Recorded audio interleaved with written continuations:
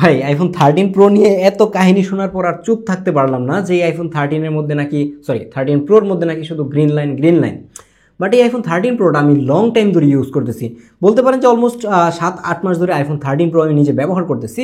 But এখন পর্যন্ত কোনো গ্রিন লাইন, পিঙ্ক লাইন এই ধরনের কোনো কিছুই দেখি নাই, যার কারণে মনে হয়েছে যে এই 25 সালের মাঝামাঝি সময়, মানে সেপ্টেম্বর মাস চলে আসতেছে, কিছুদিন পর আইফোন 17 সিরিজ আসতেছে, এই সময় এসেও আপনি চাইলে আইফোন 13 প্রো কিনতে পারেন। আপনি কেন আইফোন 13 প্রো কিনবেন সেটাই আজকের ভিডিওতে বলবো। আপনি যদি বেস্ট ক্যামেরার একটা আইফোন কিনতে চান, একটা পারফেক্ট প্যাকেজ দরকার, তাহলে আইফোন 13 প্রো এর বিকল্প কিছুই নাই অল্প বাজেটের মধ্যে। কারণ আপনি এই বাজেটের মধ্যে যেই আইফোনগুলাই কিনেন না কেন সেগুলোর মধ্যে কিন্তু 2x এর মানে টেলিফোটো লেন্স পাবেন, যেরকম আইফোন 12 প্রো কিংবা আইফোন 12 প্রো ম্যাক্স যেটা রয়েছে সেটা। তো সেই জায়গায় যখন আপনি আইফোন 13 প্রো কিনবেন, এই জায়গায় আপনি 3x এর একটা লেন্স পাবেন, যেই লেন্স দিয়ে অনেক সুন্দর সুন্দর পোর্ট্রেট ফটোগ্রাফি করা যায়। এবং এই পোর্ট্রেট স্যাম্পলগুলো একটু পরেই দেখাচ্ছি।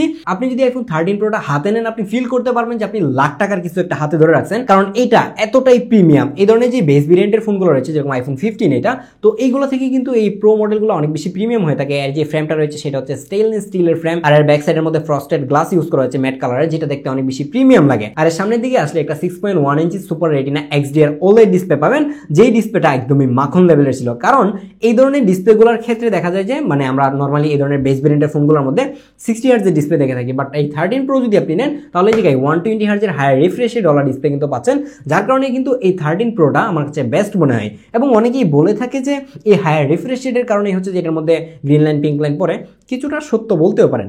আর ভিডিও শুরুতে আপনাদেরকে যেটা বলছিলাম যে এটা ডিসপ্লেতে একদমই গ্রিন লাইন পড়ে না, ব্যাপারটা এরকম না। কিছু ক্ষেত্রে যদি আপনার ভাগ্য অনেক বেশি খারাপ হয় তাহলে গ্রিন লাইন পড়তেও পারে। আর এত বছর পরে এসেও এটার পারফরমেন্স খুবই ভালো ছিল, কারণ অ্যাপেল 2021 সালে এটার মধ্যে এসওসি হিসেবে ইউজ করেছিল অ্যাপেলের F15 বায়োনিক চিপ, যেটা এখনো একদমই বাটার স্মুথলি চলে। এবং এটার মধ্যে কিন্তু আপনি লেটেস্ট iOS 26 এর আপডেট পাবেন, এবং এর পরবর্তী আরো 2 বছর কিন্তু এটা সফটওয়্যার আপডেট দিচ্ছে। তো সেই জায়গায় সফটওয়্যার আপডেট নিয়েও কিন্তু আপনাকে প্যারাই থাকতে হবে না। বাট অনেকেই চিন্তা করেন যে আপডেট দেওয়ার পরে গ্রিন লাইন পড়বে কিনা বা গ্রিন হয়ে যাবে কিনা, সেটার রিস্ক কিন্তু কিছুটা থেকে যায়। যার কারণে বলবো যে সফটওয়্যার আপডেট আসার পরে অ্যাটলিস্ট 2-1 মাস অপেক্ষা করে দেন হচ্ছে আপনি সফটওয়্যার আপডেটটা দেন, তাহলে একটু সেফ জোনে থাকবেন। যাই হোক, এটা ডিসপ্লে নিয়ে আর কথা না বলি, চলুন ক্যামেরা নিয়ে কথা বলা যাক। এর ব্যাক সাইডে ট্রিপল ক্যামেরা সেটআপ ইউজ করা হয়েছে।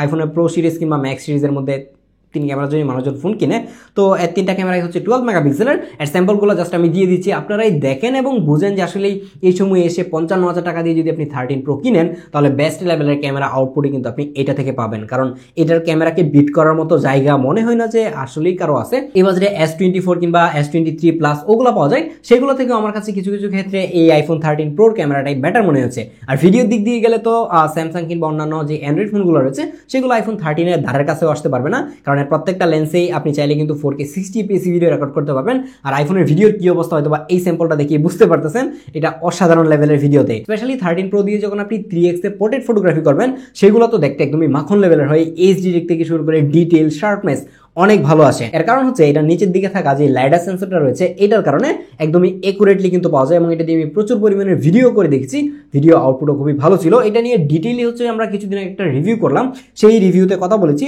আপনারা চাইলে সেই রিভিউটা দেখতে পারেন, আমাদের মেইন চ্যানেলে সেটা পাবলিশ হয়েছে, সেটা আই কার্ডে এবং ডেসক্রিপশনে অ্যাড করে রাখবো, যাতে করে আপনারা ইজিলি ঘুরে আসতে পারেন। তো এখন ফাইনালি কথা হচ্ছে যে এটার ব্যাটারি ব্যাকআপের কি অবস্থা।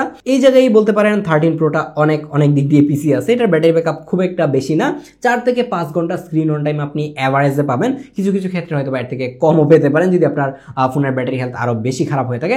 বাট এই সময় একটা ওয়ার্নিং দিতেই হয়েছে, এখন মার্কেটে যে ফোনগুলো পাওয়া যাচ্ছে সেগুলোর 50% বা 60% ফোন আপনি বলতে পারেন যেগুলোর ব্যাটারি বুস্ট করা, ব্যাটারি চেঞ্জ করা ফোনগুলো কিন্তু মার্কেটে পাওয়া যাচ্ছে। এই সত্যিটা মেনে নিয়ে তারপরে আপনাকে কিন্তু 13 প্রোটা কিনতে হবে। তো 13 প্রো নিয়ে আরও ডিটেইলে জানতে চাইলে ডেসক্রিপশন বক্স চেক করতে পারেন। দেখা হচ্ছে পরবর্তী ভিডিওতে। আল্লাহ হাফেজ।